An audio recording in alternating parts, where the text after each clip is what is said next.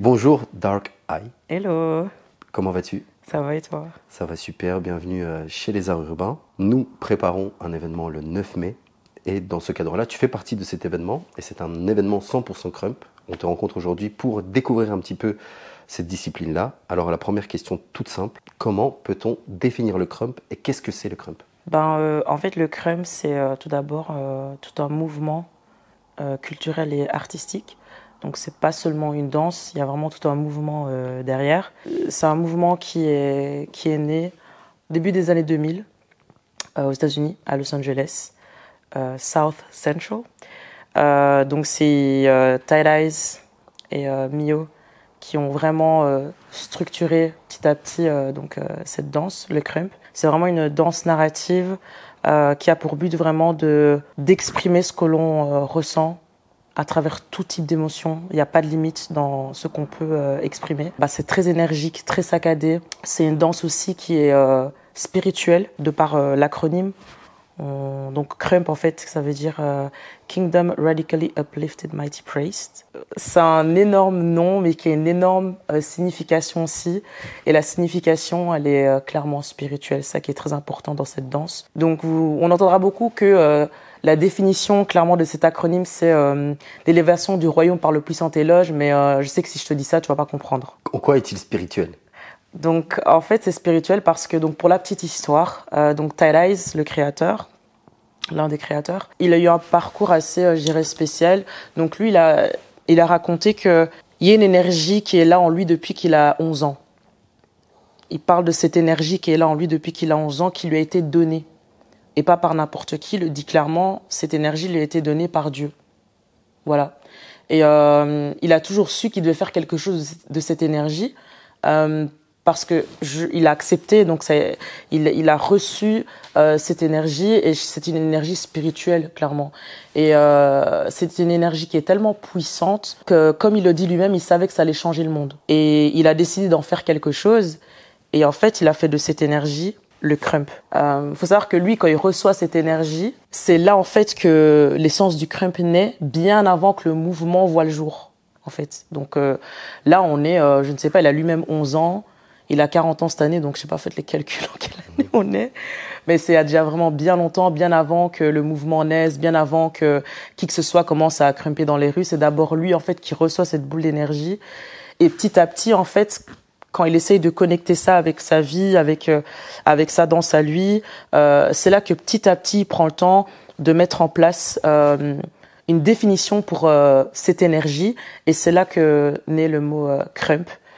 Kingdom Radically Uplifted Mighty Praise. Donc rien que dans l'acronyme, tu entends qu'il y a quelque chose de fort, de spirituel. La spiritualité, c'est quelque chose que tu connectes à toi. Donc le crump, c'est quelque chose que tu connectes à ta propre spiritualité. Tu ne dois pas forcément être un croyant de Dieu pour pratiquer et comprendre cette danse-là. Mais en tout cas, il faut être conscient que l'essence de cette danse vient de là. Donc tu es en train de me dire c'est le premier pasteur qui danse, c'est ça? Je ne sais pas ce qu'il dirait si vous entendrez, mais clairement, je sais que... donc là, c'est ce que lui raconte. C'est que lui, a forcément, à ce moment-là, il n'était pas forcément croyant. Il avait sa propre manière d'interpréter, je pense, ses propres croyances. Mais il va se lier avec un pasteur là-bas aux États-Unis et va, je pense, lui expliquer un petit peu le process de cette énergie qu'il vit à ce moment-là.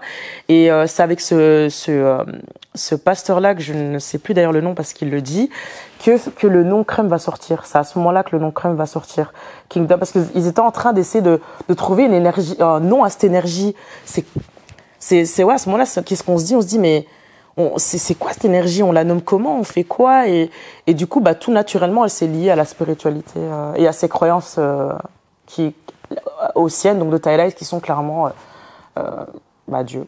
Il y a beaucoup dans différentes religions des façons de faire pour se rapprocher de Dieu ou pour chercher une certaine extase par le mouvement. Est-ce que vous recherchez une forme d'extase aussi? Clairement.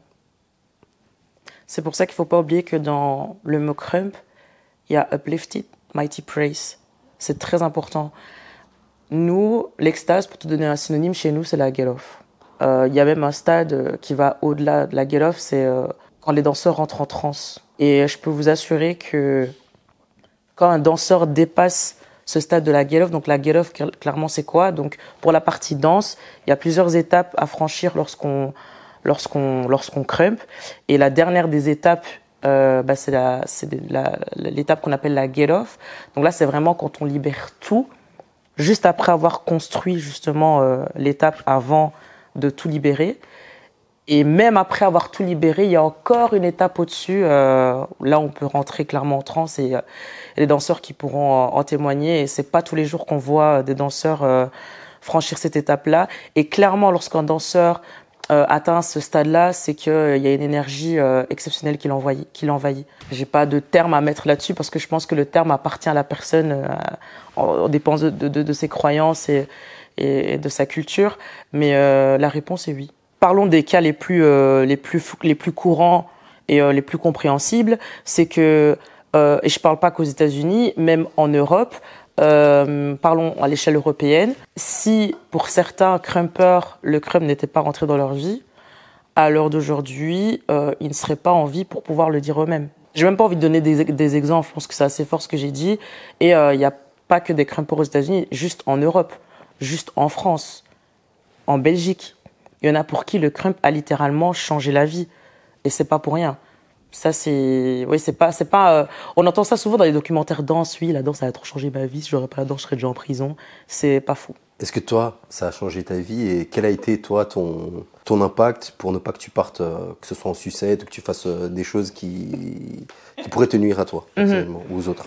En fait, moi, j'ai une relation au crump qui est hyper particulière. Ça veut dire, moi, il m'a fallu des années pour comprendre l'essence du crump. Ça veut dire il m'a fallu des années pour être capable d'exprimer mes émotions et ma vulnérabilité avec la danse. Pendant des années, j'y arrivais pas. Ouais, j'assume de le dire, j'y arrivais pas. Je comprenais très bien la partie technique. Ça veut dire que quand on m'a montré c'est quoi un jab, c'est quoi un stomp, c'est quoi un chest, comment on associe les bases du crump et comment, une fois que tu as toutes les techniques, tu l'utilises pour t'exprimer. Ça, je l'avais très bien compris. Mais entre le comprendre et le ressentir, waouh, il y a une distance de ouf. Il y a une distance de ouf. Et c'est ça la particularité de cette danse. C'est pas juste des mouvements. Parce que là, je peux te montrer comment crumper, je peux te montrer les mouvements, tu vas les faire. Mais maintenant, est-ce que tu vas les ressentir? Ça, c'est autre chose. Et c'est une danse qui ne ment pas. Du coup, c'était très compliqué de me mentir à moi-même. Et c'est ça que cette danse, elle m'a apporté, c'est de me rendre compte que je me mens pas à moi-même, que c'est compliqué de se mentir à soi-même. Et du coup, elle m'a révélé plein de vérités, plein de vulnérabilités, toutes mes insécurités. C'est ça qu'elle m'a apporté. Et du coup, le crump, ça m'a apporté d'assumer mes choix, d'assumer mes faiblesses, d'assumer mes vulnérabilités et d'en faire quelque chose. Et moi, là où j'ai décidé d'en faire quelque chose, pour moi, ça m'a permis juste, par exemple, dans ma vie de tous les jours, d'assumer mes choix et d'aller jusqu'au bout de ce que je fais. Parce que dans le crump, c'était difficile pour moi de le faire, en fait. Et je me disais, en fait, c'est vraiment, au début, faut savoir que moi, j'ai commencé le crump, j'étais entourée de gens qui étaient forts. Qui avaient déjà compris. Ils partaient en battle dans tel pays.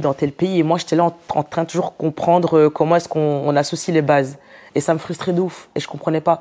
Et j'arrivais pas à comprendre l'essence du truc. Je me dis, mais pourquoi est-ce que toi, t'arrives à exprimer ce que tu veux dire avec le crump et moi, j'arrive pas? Alors que j'ai une histoire qui est puissante et j'ai tellement à raconter. En fait, c'est tellement une danse qui ne ment pas qu'il fallait puiser dans soi. Et en fait, ce que ça m'a permis de comprendre, c'est que ça m'a apporté la vérité dans ma vie parce que je me suis rendu compte que j'étais pas encore prête à affronter certaines parts de vérité dans ma vie parce que c'était trop puissant et que du coup, c'était tellement trop puissant que j'arrivais pas à le transmettre quand je dansais. Et ça m'a ouvert les yeux sur ça, en fait. Comment t'es passé à je gère la technique et la technique mais aussi permet de le ressentir? C'est peut-être un conseil que tu pourrais donner aux jeunes crumpers qui veulent aussi goûter un peu cette expérience au-delà de l'aspect danse, quoi. Quelle est l'actualité du crump au niveau mondial aujourd'hui? Est-ce qu'on peut parler toujours de culture underground? Alors bien évidemment qu'on peut parler toujours de cette culture-là, oui, clairement. C'est une danse qui se vit encore et toujours dans la rue. L'essence est dans la rue, t'apprends le crump dans la rue, t'évolues avec cette danse dans la rue. Là où il y a de l'évolution, c'est que comment cette danse a évolué, c'est que à l'heure d'aujourd'hui, on retrouve le crump dans des institutions comme les opéras, comme les théâtres, même comme dans les orchestres philharmoniques. Moi, j'ai déjà dansé pour l'orchestre philharmonique, par exemple, de Liège et de Lille. On s'est retrouvé avec quand même un chef d'orchestre à qui ça lui tenait à cœur d'associer quand même son orchestre au Crump, parce qu'il adorait l'énergie. Donc ça suscite l'intérêt auprès des institutions, petit à petit, mais doucement, auprès de certaines écoles de danse aussi. Ça, doucement, hein, ça rentre aussi dans ce type d'institution. Ça part aussi dans le fait qu'à l'heure d'aujourd'hui, il y a pas mal de crumpers qui vivent du crump en créant leurs propres pièces, qui sont soutenues par pas mal d'organisations. Du coup, certains crumpers ont même leur propre compagnie de création. Je pense en Belgique, on en a une. Je pense à Hendrix, qui a sa compagnie Konzi, du coup, qui vit de ça et qui a la possibilité, justement, avec tout ce qui a été mis en place, de pouvoir vivre du crump de cette manière-là, donc de manière professionnelle, institutionnalisée. Et après, dans les médias, ça veut dire que le crump, on peut le retrouver aussi sur la scène commerciale à l'international avec des grands artistes. Le crump aussi, en termes de musique. Le crump, en termes de musique, c'est encore beaucoup dans notre milieu, mais il y a pas mal d'influences. Déjà, le crump prend ses influences de partout, termes musicalement parlant, mais du coup, petit à petit, ça prend de l'ampleur, et notamment grâce aux beatmakers qui font bien leur travail aussi, et parce que la musique crump, ça intrigue. Donc oui, le crump part à l'international, je veux dire, et dans les médias, il y a une grande place qui commence à se faire, et malgré ça, on ne perd pas la source de ce que c'est, et ça reste street. Est-ce que tu as quelque chose à rajouter? Je suis vraiment honorée que le crump est arrivé dans ma vie. Et en fait, je suis fière aussi de mon parcours. Je pense qu'il est important d'être fier de ce qu'on amène dans notre communauté. Il faut respecter aussi vraiment la communauté et les acteurs de la communauté, respecter la culture. Ce que j'ai à dire aussi, c'est que le crump a beaucoup à donner, a beaucoup à apprendre. Et comme dans tout dans la vie, si on veut apprendre et si on veut donner, il faut sortir de sa zone de confort et voyager, aller à la rencontre des gens. Et surtout, respecter en fait. Respecter que ce soit le mouvement ou respecter les acteurs de ce mouvement. Vous savez, c'est pas... y a beaucoup de personnes qui s'intéressent au crump, mais juste pour la hype que ça donne. On n'a pas besoin, le mouvement n'a pas besoin de ça. Le mouvement a juste besoin d'authenticité. Le mouvement a besoin de respect. Le mouvement a besoin que cette énergie puissante continue à s'étendre. Et c'est tout ce que je peux rajouter, en fait. Que le crump, c'est une danse puissante. Faut pas l'oublier. Faut surtout pas oublier, s'il vous plaît, que le crump, ce n'est pas qu'une danse. Que dans le crump, il n'y a pas que des danseurs. Il y a tellement de monde qui change et qui font évoluer le mouvement. Et le crump, c'est bien plus que des mouvements saccadés, remplis d'énergie et narratifs, quoi. Et n'oubliez pas de venir le 9 mai. Voilà, on vous a prévenu. Voilà, parce qu'il y a des bons invités et il y a un bon cadre d'événements. On vous a prévenu, hein. Tout ce que j'ai à dire.